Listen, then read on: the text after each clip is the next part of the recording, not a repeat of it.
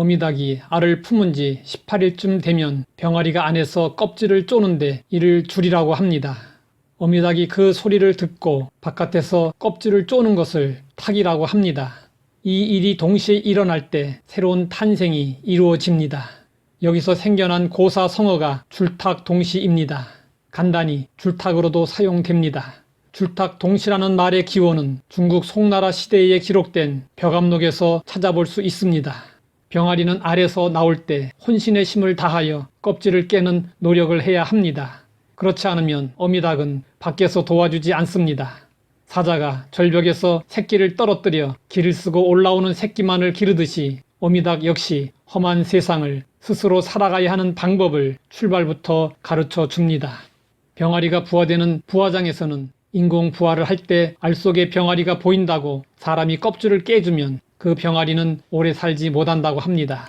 어미닭은 본능적으로 자연의 이치를 알아서 병아리가 스스로 알을 깨고 나오도록 약간만 도와줍니다. 좋은 결과는 혼자서의 노력만으로는 얻어내기 어렵습니다. 우리 삶은 서로가 중요합니다. 서로 사랑하고 서로 배려하고 서로 존중하고 서로 노력해야 합니다.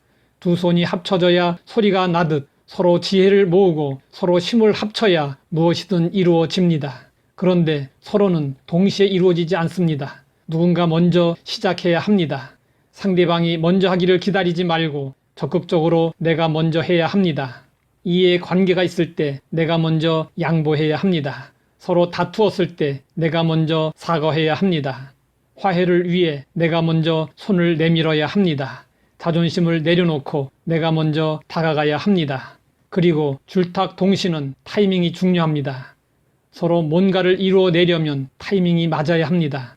같은 방향에서 같은 속도로 타이밍을 맞추지 않으면 줄탁동시는 이루어질 수 없습니다. 배고플 때 주어지는 한 조각의 빵은 때에 맞는 은혜이지만 배부를 때 베풀어지는 진수성찬은 의미가 없습니다. 하나님과의 관계에서도 줄탁동시가 필요합니다. 하나님은 우리에게 자유의지를 주셨습니다. 그렇기 때문에 일방적으로 강제적으로 행하시지 않습니다. 인간의 구원에 있어서는 인간의 절대 타락과 절대 무능으로 하나님의 무조건적인 은혜가 필요합니다.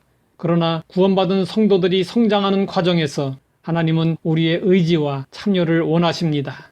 하나님은 우리에게 얼마든지 은혜를 베푸실 수 있지만 우리에게 구하고 찾고 두드리라고 하십니다.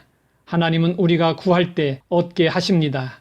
우리가 찾을 때 찾아낼 수 있게 하십니다. 우리가 두드릴 때 열어주십니다. 하나님은 때를 따라 우리를 돕기 원하십니다. 하지만 가만히 있으면 도움을 받을 수 없습니다. 그래서 성경은 말씀하고 있습니다. 긍휼하심을 받고 때를 따라 돕는 은혜를 얻기 위하여 은혜의 보좌 앞에 담대히 나아갈 것이니라.